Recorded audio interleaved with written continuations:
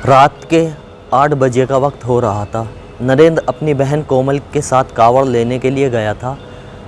10 से 15 किलोमीटर का सफ़र तय कर चुके होते हैं। दोनों थक जाते हैं। दोनों सोचने लगते हैं कि क्यों ना आज की रात यहीं सुनसान इलाके में गुजार ली जाए। और इसी तरह से नरेंद्र और कोमल कुछ खाना पीना कर रहे होते हैं। तभी वहाँ पर 2 लड़के आते हैं जिनका नाम नीरज और कालू होता है। उनके हाथों में भी एक कावड़ होती है। नीरज और कालू की नज़र जैसे ही कोमल पर पड़ती है तो इन दोनों की नीयत खराब हो जाती है और नीरज और कालू इस लड़की कोमल और नरेंद्र दोनों के पास जाते हैं, मीठी मीठी बातचीत करते हैं और दोनों ही लड़के उस लड़की कोमल को बहन बुलाकर पुकारने लगते हैं। और इसी तरह से नरेंद्र का भी विश्वास जीत लिया जाता है। लगभग 20 मिनट का वक्त गुजरने के बाद कोमल अपने भाई नरेंद्र को कहने लगती है कि भाई मुझे बहुत प्यास लगी है, आसपास में पानी नहीं है, मेरे लिए कहीं से पानी का इंतज़ाम करो।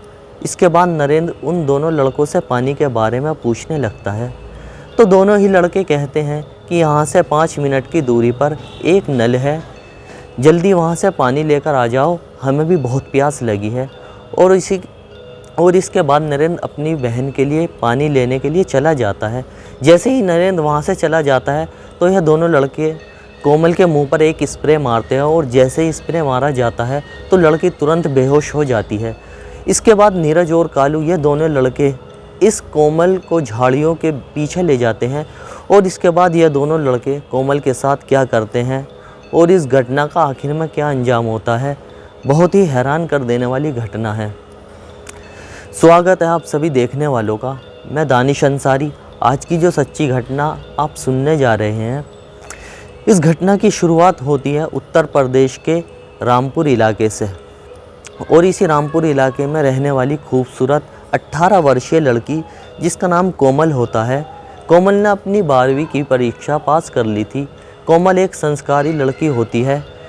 पढ़ाई 12वीं तक की हुई थी, इसलिए वह अपने घर पर अब सिलाई कढ़ाई का काम करना शुरू कर देती है। इसका भाई नरेंद्र सिंह, जो कि 2 साल पहले फौज में भर्ती हो चुका था और 22 दिन की छुट्टियां लेकर वह घर पर आया था।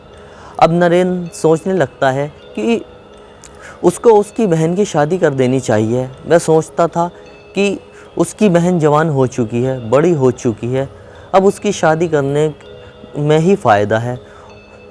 और इस तरह से नरेंद्र सिंह फिर एक लड़का तलाशना शुरू कर देता है। आखिरकार 3-4 दिनों का वक्त गुजर जाने के बाद उसको एक लड़का मिल जाता है जिसका नाम अशोक होता है।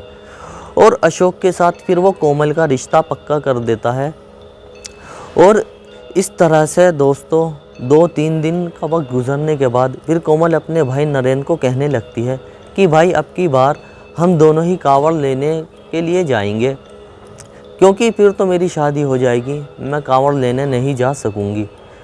नरेंद्र मुस्कुराया और अपनी बहन कोमल को कहने लगता है कि मैं तुम्हारी शादी से पहले हम एक बार ज़रूर कावड़ लेने के लिए जाएंगे। और इस तरह से दोनों एक दिन का वक्त गुजरने के बाद फिर नरेंद्र और कोमल दोनों ही कावड़ लाने की तैयारी करने में जुट जाते हैं। और इस तरह से जैसे ही अगला दिन होता है तो दोनों भाई बहन तैयार होकर कावड़ लेने के लिए चले जाते हैं। 2 दिन का वक्त गुजरने के बाद यह दोनों कावड़ लेकर जब लौट रहे होते हैं तो 10 से 12 किलोमीटर का सफ़र तय कर चुके होते हैं। इतना सफ़र तय करने के बाद कोमल थक जाती है।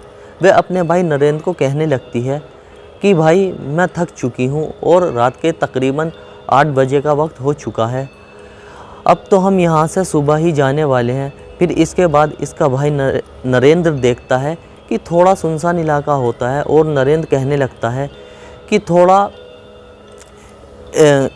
1-2 किलोमीटर की दूरी सब तय कर लेते हैं, फिर उसके बाद अच्छी सी जगह देखकर हम वहीं पर रुक जाएंगे। लेकिन कोमल इतनी थक चुकी होती है कि उससे बिल्कुल चला नहीं जाता।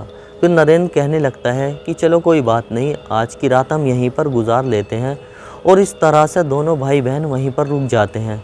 आसपास में 1-2 कावड़िए 1-2 यात्री वहाँ से गुज़र रहे होते हैं। आखिरकार 10 से 15 मिनट का वक्त गुजर जाता है। दोनों भाई बहन बैठकर कुछ खा पी रहे होते हैं। उसी दौरान वहाँ पर 2 लड़के पहुँच जाते हैं जिनका नाम नीरज और कालू होता है। नीरज और कालू दोनों अपने हाथों में एक कावड़ भी लिए होते हैं। ये दोनों लड़के जब इस लड़की कोमल को देखते हैं तो कोमल को देखने के बाद यह दोनों सोचने पर मजबूर हो जाते हैं और एक दूसरे से बातचीत करते हुए कहने लगते हैं कि कितनी सुंदर लड़की है। और इसके बाद कालू इसको कहने लगता है कि इस सुंदर लड़की को तो हम हासिल करके ही रहेंगे। दोनों प्लान तैयार करते हैं। दोनों फिर कोमल और नरेंद्र के पास चले जाते हैं। इसके बाद ये दोनों लड़के नीरज और कालू नरेंद्र और कोमल से मीठी मीठी बातें करने लगते हैं। कोमल को अपनी बहन बोलकर जो वो बुलाते हैं तो नरेंद्र के साथ भी लगातार बातचीत करते रहते हैं।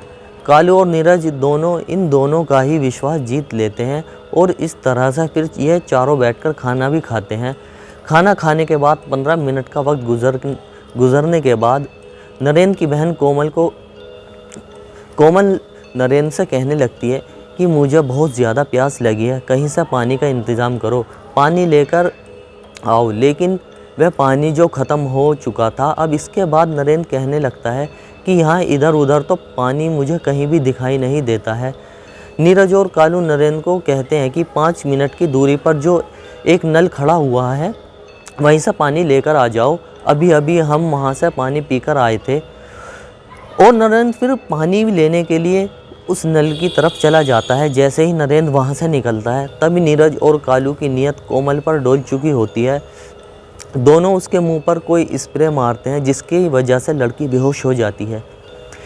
फिर यह दोनों कोमल को लेकर पीछे एक झाड़ी होती है, झाड़ियों के पीछे चले जाते हैं और फिर इसके बाद यह दोनों ही इस लड़की के साथ दुष्कर्म करने लगते हैं। जैसे ही दोनों दुष्कर्म करते हैं तो 5 से 7 मिनट का वक्त गुजरने के बाद वहाँ पर उसका भाई नरेंद्र भी पहुँच जाता है। वो इधर उधर अपनी बहन को तलाशने लगता है, उन लड़कों को भी देखने लगता है, लेकिन तीनों ही वहाँ पर उसको दिखाई नहीं देते हैं। 2-3 मिनट का वक्त और गुजर जाता है। नरेंद्र लगातार उनकी तलाश कर रहा होता है, लेकिन वहाँ पर उसको कोई भी दिखाई नहीं देता है। उसी दौरान एक कुत्ता जो होता है ज़ोर ज़ोर से भौंक रहा होता है। वह झाड़ियों के पीछे वाली जगह पर जो है भौंक रहा होता है। तभी नरेंद्र सिंह सोचने पर मजबूर हो जाता है कि आखिरकार यह कुत्ता क्यों भौंक रहा है। फिर उस नरेंद्र उस कुत्ते के पास चला जाता है और पीछे झाड़ियों की तरफ देखता है कि वह दोनों लड़के उसकी बहन कोमल के साथ दुष्कर्म कर रहे होते हैं। उसी दौरान नरेंद्र को काफ़ी गुस्सा आ जाता है। गुस्से में वह पागल हो जाता है। इसके बाद वह दोनों लड़कों की पिटाई करना शुरू कर देता है। मारपीट बहुत ज़्यादा बढ़ जाती है। वहाँ पर कुछ लकड़ियाँ पड़ी हुई थी। उन लकड़ियों में एक नुकीली धारदार लकड़ी भी होती है। यह लड़का नरेंद्र सिंह एक उसमें से नुकीली लकड़ी को उठाता है और फिर दोनों पर वार करना शुरू कर देता है। दोनों के पेट में कई वार किए जाते हैं और दोनों का पेट जो वो चीर देता है, उनका पेट फाड़ देता है।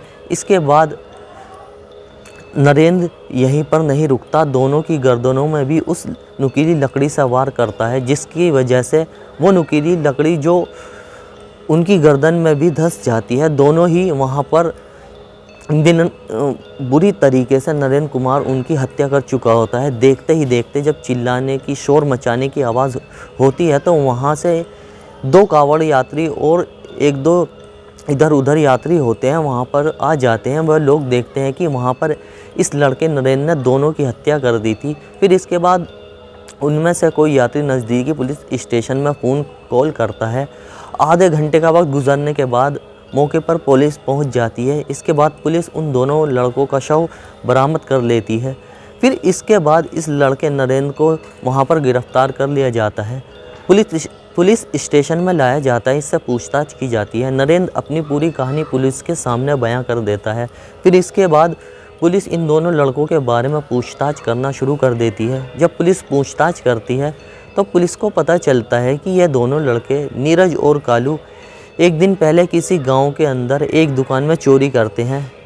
वहां से 1 लाख रुपए की नकदी चोरी करके ये आते हैं। ढेर सारा उस दुकान का सामान भी लूट लेते हैं। यहाँ सब करने के बाद उस गांव से भाग जाते हैं। वो भागने के बाद यह कावड़ यात्रा में नकली कावड़ लेकर शामिल हो जाते हैं और इसके बाद तीसरी रात में नीरज और कालू इस घटना को अंजाम देते हैं। और फिर दोस्तों, जब पुलिस के सामने इस पूरी कहानी का खुलासा होता है तो पुलिस इस लड़के नरेंद्र के खिलाफ एक चार्जशीट तैयार कर लेती है। इस लड़के के ऊपर एक मुकदमा दायर किया जाता है।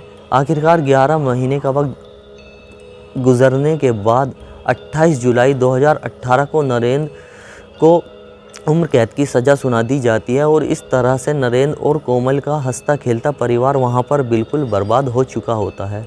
दोस्तों, इस कहानी को सुनाने का मकसद किसी को ठेस पहुंचाना नहीं है, किसी का दिल दुखाना नहीं है, बल्कि समाज में हो रही घटनाओं से आपको सावधान करना है, आपको जागरूक करना है। आप जहां रहें सुरक्षित रहें, खुश रहें। जय हिंद दोस्तों।